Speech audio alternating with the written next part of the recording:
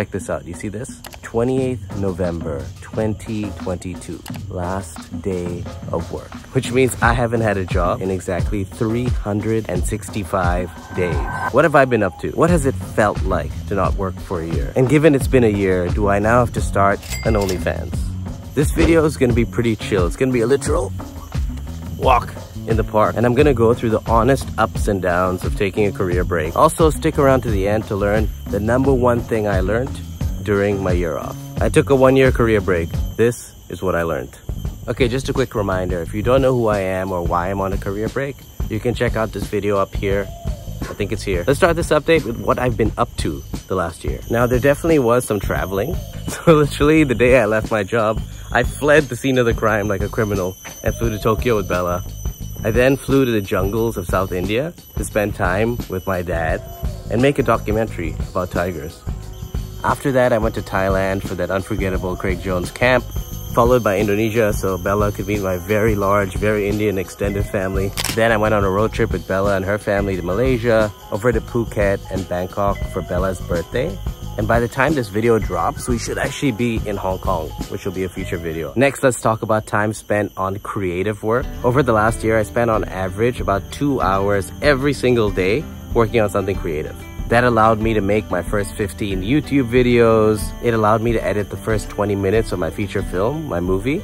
Working on these personal creative projects is something I lost when I got burnt out at work. It's something that meant a lot to me. It's one of the reasons I went on this break. So I'm super happy that I've been able to do it consistently. It means a lot to me. Let's move because it's really hot over here. That's better. Over the last year, I spent about 10 hours a week on like fitness and health. Obviously, my main source of fitness is jiu-jitsu. It's fun, it's creative, there's a sense of community. Obviously, I love it. I also do talk therapy once a week. Hey, birdie. I think it's like really important to take care of both your mental and physical health. It took me 120 hours to get my motorcycle license. It was a really painful process, but in hindsight, it's totally worth it because I can zip to anywhere I want to go. It's cheap, it's convenient, it's fun. Like every ride is really fun. I know part of that's because it's life or death, but every ride is really fun. In terms of like income opportunities, I spent 1 year interviewing at Riot Games, one of the biggest gaming companies in the world.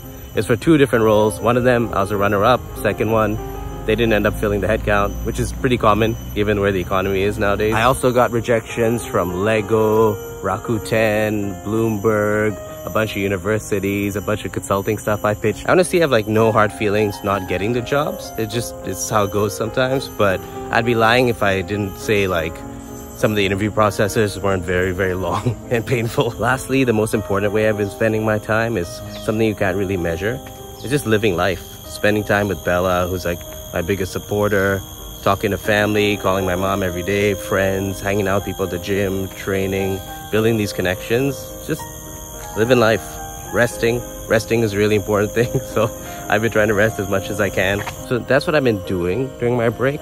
Now let's talk about what it's felt like being on this break, and I'll try and summarize like the top 3 things I've learned.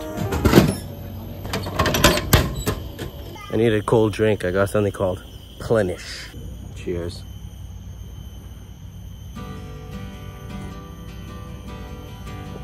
This tastes like Pocari Sweat or any electrolyte drink. Okay, let's talk about some of the things I learned over my break. Lesson number 1, it can be a pretty lonely process. I say a lonely process because A, you get a lot of your companionship through working. B, most people are usually working while you're on your break. I'd say society, not just in Asian culture, I think globally, still doesn't really know how to treat people when they're on breaks. I think you need to be proactive, especially if you're like a loner like me, to interact with people, because I could easily just not. It's also really helpful to find other people on breaks at the same time as you. It's cool to have people to go through the ups and downs with, share opportunities, ideas. Also, if you're like me and you feel like you do your best work collaborating with people, bouncing ideas off each other, it's good to find a network of people you can do that with. Lesson number 2, I spent the first 3 to 4 months off of work just detoxing.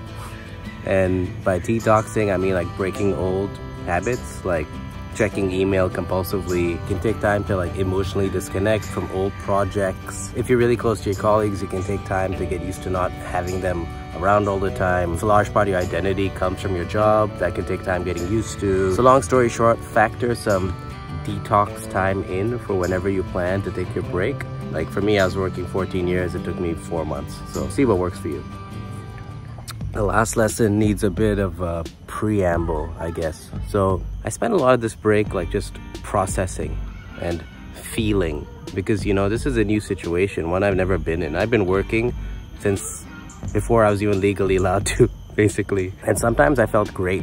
I felt like, oh my God, this is what I've always wanted. Sometimes I felt really anxious. Like, oh man, it's a goddamn recession. What if I never find another job again? What about money? What about that? What will people think? If I can't get back in the job market, like after a year, is my career, is my life over? And as time went on, like the anxiety started building. See, I started reading more in this thing called scarcity mindset. I found a short definition online. It's a pervasive feeling of not having enough time, money, connection, weight loss. You never have enough. This feeling of never having enough, I've almost had it in like two aspects. One is time, the other is money. So in 2008, when I graduated into the worst economic disaster since the Great Depression, it took me like 40 attempts to even get an internship in media.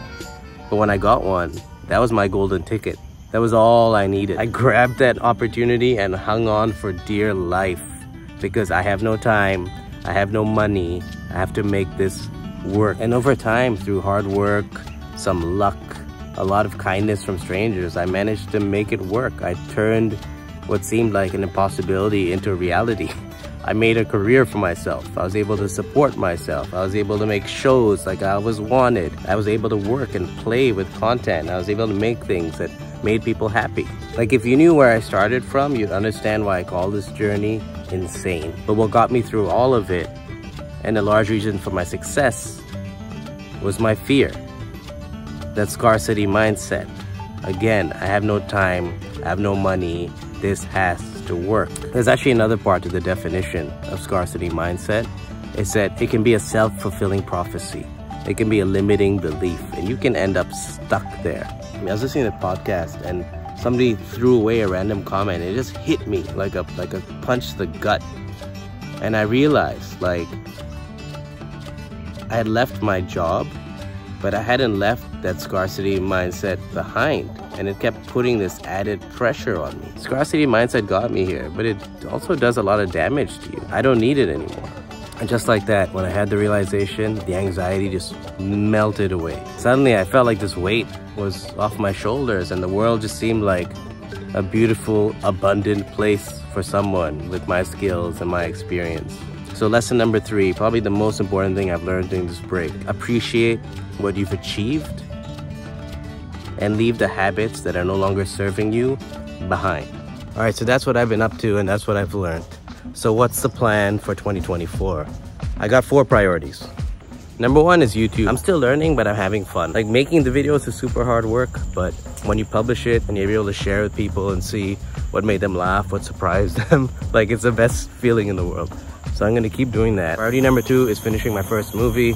I'd like to give it a bit more focus, ideally get a rough cut done in the first half of the year. All my favorite filmmakers started out by bootstrapping their own movies. They use friends, they use family, they use whatever equipment they could borrow or steal. That's how I made mine. So I want to put it out just to be able to follow in their footsteps. Number 3, I'm working on a small business with Bella in the jiu-jitsu space. I'm pretty excited about it actually, but it's just that, it's a small business. I'm just trying to get it out to learn. I've started businesses for other companies before. I've never started businesses for myself. So this will be a good learning experience for me. Last but not least, I'll build up my consulting business. I realized through all those interviews that there's a lot of demand for my skills and experience, and consulting and freelance will give me the time to still work on my creative projects. Like, if a great job comes along, I wouldn't say no, but my priority will be on the consulting for now. And lastly, on the 1-year anniversary of me beginning my career break, I gotta hand out a bunch of thank yous.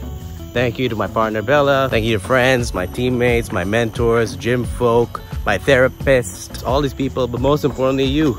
If you're watching this video, I'm talking to you. Like, if you've only watched one of my videos, if you watched all of my videos, like, it means the world. I know you don't have to, there's plenty of other stuff to do in life. I really, really appreciate it. Like, I'm new at this. I know I'm not amazing at it yet, but it's really fun for me. Hopefully it's fun for you, and I really appreciate you just coming on this entire journey with me. I'll see you in the next video. Peace!